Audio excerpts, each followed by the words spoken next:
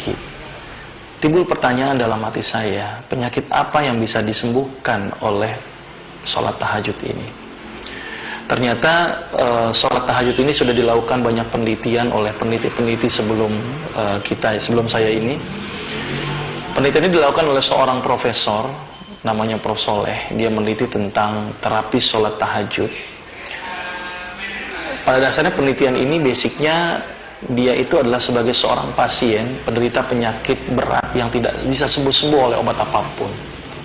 Akhirnya dia melakukan terapi sholat tahajud yang dia lakukan secara berkala selama kurang lebih sekitar 3 bulan. Apa yang dia nilai pada terapi sholat tahajud? Dia melihat itu adalah zat yang diambil di dalam darah. Jadi setiap pasien melakukan sholat tahajud secara berkala diambil darahnya. Gitu, yang dilihat itu adalah kadar kortisolnya. Ternyata dari hasil penelitian beliau, ternyata orang yang rajin sholat tahajud, kadar kortisolnya menjadi rendah. Ketika diambil kortisol, orang yang habis sholat tahajud diukur, ternyata sholat tahajud itu menyebabkan kortisolnya menjadi rendah. Kenapa kortisol kok bisa rendah? Sebelumnya saya akan menceritakan dulu ada sebuah siklus di dalam tubuh yang kita sebut dengan siklus sirkadian. Siklus sirkadian ini adalah sebuah siklus yang secara normal dia akan keluar pada waktunya dan berhenti pada waktunya. Salah satu siklus yang akan saya terangkan di sini adalah siklus sirkadian ACTH. Apa itu ACTH? Adrenocorticotropic hormone. Di mana hormon ini dihasilkan oleh organ di dalam otak kita yang bernama hipofisis. Di mana hipofisis ini akan mengeluarkan zat tadi yang disebut dengan ACTH, adrenocorticotropic hormone. Siklus ini cukup unik. Siklus ini ternyata memiliki siklus yang dia akan diproduksi secara rutin. Dari siklus ini kita gambarkan adalah sebuah perjalanan yang menurut saya ini terbentuk karena memang aktivitas sehari-hari yang rutin. Jadi siklus ACTH ini dia diproduksi paling tinggi itu jam 12 malam.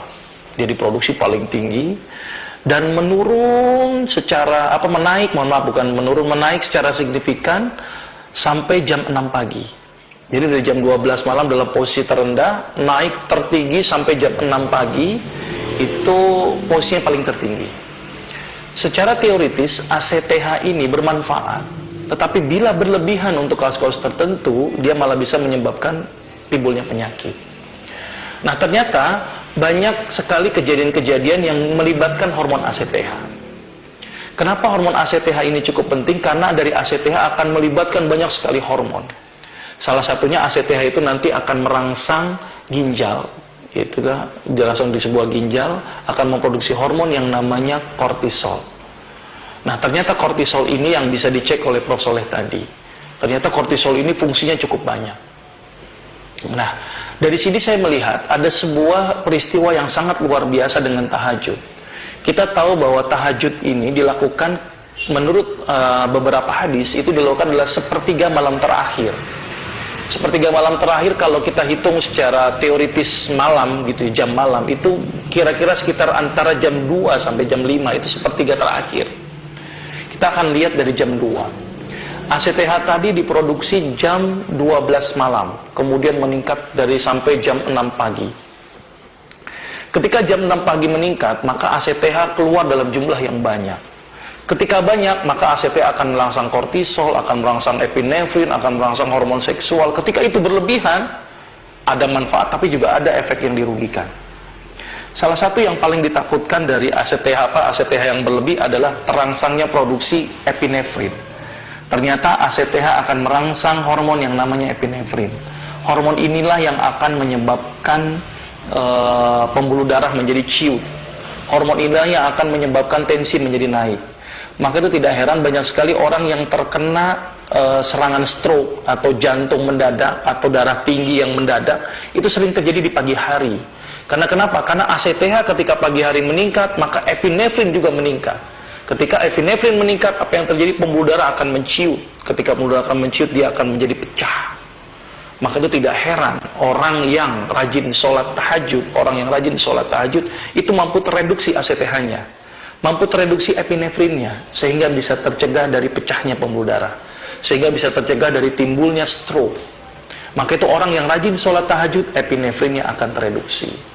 Itu baru satu sisi. Kita akan lihat dari sisi lain adalah efek kortisolnya. Ternyata ACTH meningkat, kortisol meningkat, epinefrin meningkat. Tadi epinefrin sudah saya bahas masalah tentang hipertensinya. Saya akan bahas masalah kortisolnya. Ternyata kortisol, salah satu fungsi kortisol itu adalah yang pertama adalah meningkatkan kadar gula darah dengan cara merangsang metabolisme karbohidrat. Ketika ACTH meningkat, maka kortisol juga akan meningkat. Ketika kortisol meningkat, maka gula sangat meningkat. Maka itu sholat tahajud sangat dianjurkan bagi penderita penyakit diabetes. Karena kenapa? Karena ketika sholat tahajud, ACTH menurun, kortisol menurun, maka gula akan menurun. Maka itu orang yang rajin sholat tahajud, itu sangat bagus bagi penderita diabetes. Karena dia mampu menurunkan kadar gula darah. Itu fungsi kortisol yang pertama. Fungsi kortisol yang kedua, ternyata kortisol ini erat kaitannya dengan efek merangsang efek gembira berlebihan yang disebut dengan euforia. Ya, euforia atau kadang-kadang depresi yang terlalu berlebihan.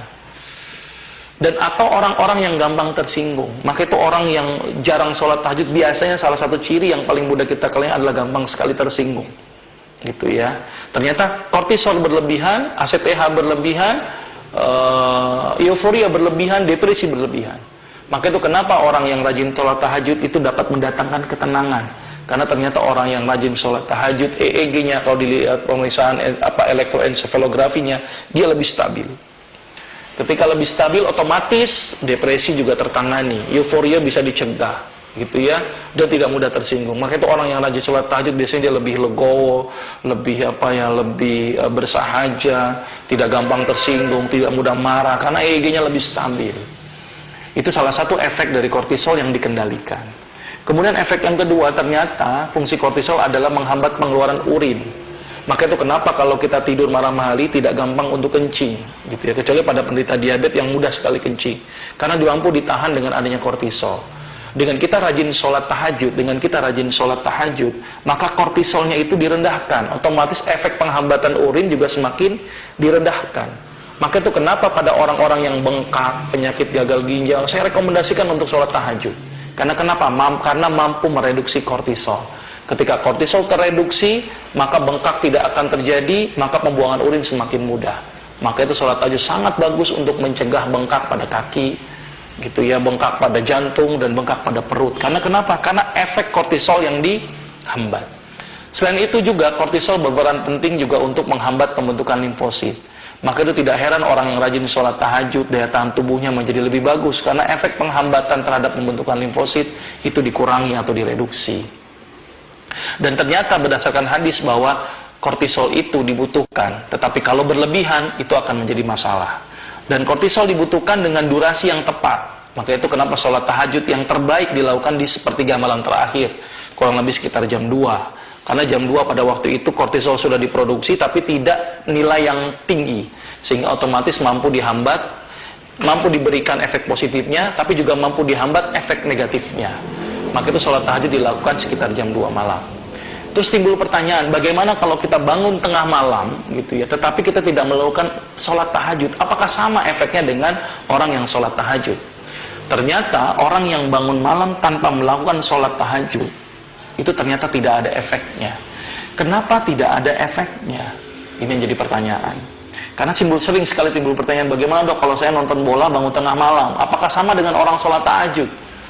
Saya akan jawab kepada orang yang tersebut, saya bilang begini, akan sama efeknya dengan sholat tahajud kalau nonton bolanya sambil sujud, saya bilang. Kenapa? Karena ternyata efek sujud ini yang bermanfaat. Ketika sujud, otomatis kita tahu bahwa ketika sujud, otak lebih rendah daripada jantung. Sehingga jantung akan memompa otak cukup dengan tekanan yang tinggi menuju otak. Karena ketika sujud, kepala lebih rendah, otak lebih rendah, jantung lebih tinggi. Sehingga akan terjadi hentakan ke otak. Maka itu orang yang akan berefek orang yang akan berefek bangun tengah malam adalah orang yang rajin sholat tahajud. Jadi kalau kita bangun jam 2 malam untuk nonton bola tanpa ada melakukan aktivitas sholat, tidak ada efeknya. Gitu ya, karena efek yang diberikan itu ketika dia melakukan posisi sujud.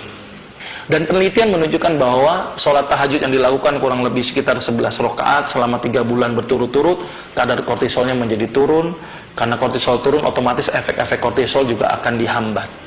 Oleh karena itu, sholat tahajud sangat direkomendasikan. Sholat tahajud sangat luar biasa. Maka itu tidak heran ada sebuah hadis yang mengatakan tadi seperti di awal saya katakan, bahwa sholat tahajud dapat menghindarkan penyakit. Ternyata banyak sekali yang dihindarkan. Penyakit darah tinggi, penyakit gula, penyakit gagal ginjal, gitu ya. Terus penyakit daya tahan tubuh atau imunitas tubuh. Terus kemudian penyakit gelisah, orang yang tidak tenang, orang yang stres, orang yang depresi, itu ternyata mampu disembuhkan dengan menggunakan terapi sholat tahajud. Oleh karena itu sangat rugilah sekali kita sebagai seorang Islam tidak melakukan efek terapi sholat tahajud. Karena terapi sholat tahajud sangat luar biasa. Mudah-mudahan ini menjadi tambahan buat kita bahwa ternyata dengan menjalankan ibadah kita menjadi lebih sehat. Dengan hanya menjalankan sunnah-sunnah kita menjadi lebih sehat. Dan mudah-mudahan ini bisa dilaksanakan dalam kehidupan kita sehari-hari. Mudah-mudahan bermanfaat. Saya akhiri. Assalamualaikum warahmatullahi wabarakatuh.